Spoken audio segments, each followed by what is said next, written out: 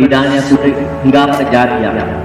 මම විශේෂයෙන් සුද්ධිවන්ත වෙනවා මේ වගේ දර්ශනයක් එක්ක, මේ වගේ තරුණ ජවයක් එක්ක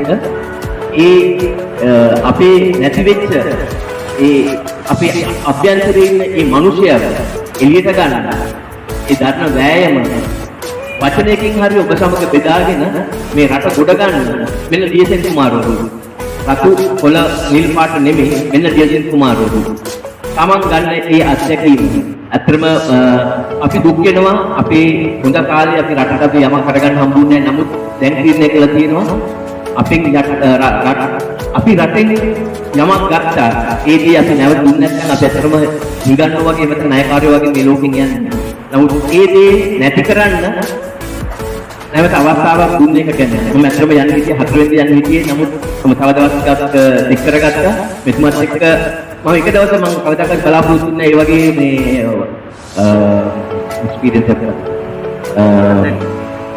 අත්දැකීමක් මට ලැබෙයි කියලා මට හම්බුනේ මේ මගේ මාත් එක්ක වැඩ කරපු මගේ ගෝලෙක් මගේ දුබයි රටේ මගේ ව්‍යාපාරේ එයා තමයි මාව මෙතනට අරගෙන ආවේ.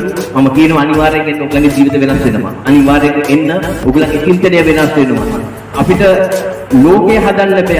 අපි හැදුනොත් ලෝකය අනිවාර්යෙන්ම වෙනස් වෙනවා. ලෝකය හැදෙනවා.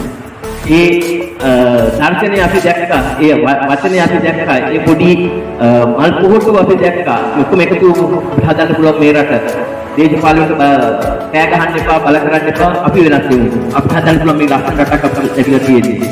මම අනිවාර්යෙන් අනෙක් වරක් තුතුවන් දෙනවා අපේ අශෝක් මහත්තයාට අපේ යුවන් සහෝදරයාටත් නැවත වාරයක් මම මේ ස්ථානෙට ගෙනාවට එන්න තව කාටරි ආලෝකයක් වෙන්න. අපේ පහන තලවල ඉවරයි. අපිට මුළු ලෝකෙම ආලෝක කරන්න බෑ. නමුත් අපි මේ යන්න කලින් අපිට පුළුවන් තව පහන් 6ක් අපේ අතර ආලෝකමත් කරන්න. ඒගොල්ලන්ට පුළුවන් අර පස් දෙනා වගේ පස් දෙනා පොඩියෙන් ඇති කරමු. අපිට අනිවාර්යෙන් ලොකු ගමනක් යන්න පුළුවන් මේ රට.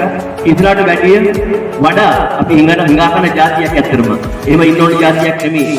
අපි වෙනස අපි ඇති කරමු මේ වගේ කුඩා ස්ථානයක නිසා. ඉතින්ම නැවත වරක් කුතුහලවත් ලොකු සමදනාටම